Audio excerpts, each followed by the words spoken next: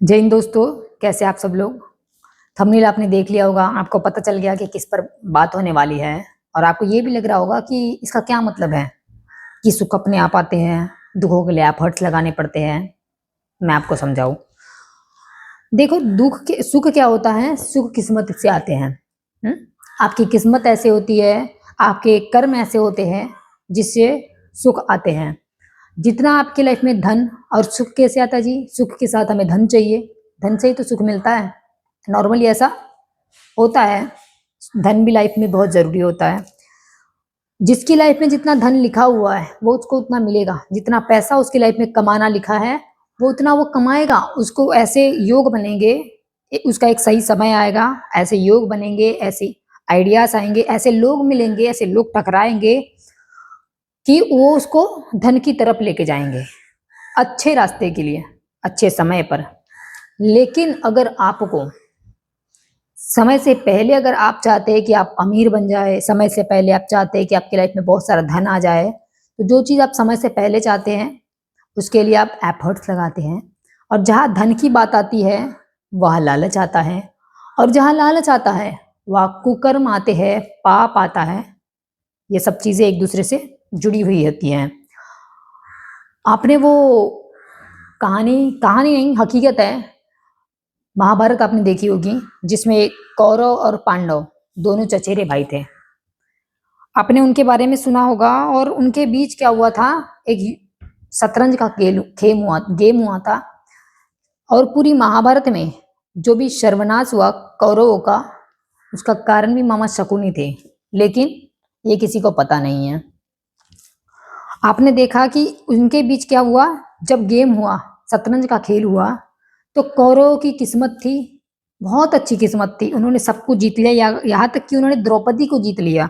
यहाँ तक कि उन्होंने पांडव जो जितने वस्त्र जब पहने थे, जितने गहने उन लोगों ने पहने रखे थे, वो सब कुछ उन्होंने जीत लिया था। लेकिन बात इतनी तक नहीं थी जी। अब उन्हें क्या करना था। इतना सब कुछ उन्हें उनकी किस्मत से मिला, लेकिन उन्हें लगाने थे एफर्ट्स, उन्हें चाहिए थे दुख, उन्हें चाहिए थे तकलीफ, उन्हें चाहिए था सर्वनाश। किसको? कौरवों को। पांडव मान भी गए देश निकाला के लिए। वो उन्होंने सोच लिया था कि वो जंगल जाएंगे, जंगल में ही अपना जीवन यापन करेंगे। लेकिन कौरवों ने क्या किया, उन्हें और जलील करने के लिए, और मजा चाहते थे वो, तो उन्होंने क्या किया कि हम तुम्हें धन देंगे, कुछ गांव देंगे, लेकिन उसके लिए तुम्हें युद्ध करना होगा। अब वो ये नहीं जानते थे कि जिसके साथ वो युद्ध करना चाहते थे उनके साथ भगवान है, और वो जिसके सलाह से वो युद्ध करना चाहते थे वो मामा शकुनी थे। और मामा शकुनी खुद कौरवों का विनाश चाहते थे, क्योंकि कौरवों ने उनके परिवार को नष्ट किया था। और कर्म तो वापस आता है जी। जैसे मामा शकुनी का कर्म का वंश नष्ट हुआ था कौरवों की वजह से, तो वैसे ही मामा शकुनी चाहते थे कौरवों का वंश नष्ट करना। लेकिन ये बात उनको पता नहीं थी। उनके कहने में क्या हुआ, युद्ध हुआ। और युद्ध में क्या हुआ, सारा कौरव राज्य, सारे कौरव का सर्वनाश हो गया। सारे कौरव मारे गए, पांडव जीत गए और उन्हें पूरा राजपाट मिल गया। ऐसा क्यों हुआ? एफर्ट्स लगाने की वजह से। जो कि सब कुछ कौरवों को मिल गया था, लेकिन फिर भी उन्हें एफर्ट्स लगाना था, उन्हें अलग से सुख चाहिए था। और इसकी वजह से क्या हुआ, सुख का तो पता नहीं, लेकिन दुख भी इस तरह से मिला कि वो भोगने के लिए भी जिंदा नहीं बचे। पूरी तरह से उनका सर्वनाश हो गया। इसलिए आप एफर्ट्स लगाने की कोशिश मत करो।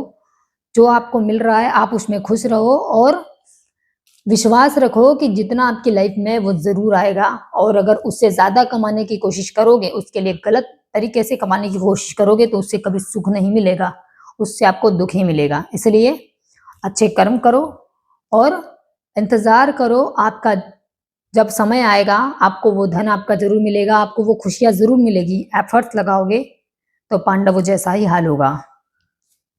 Thank you so much.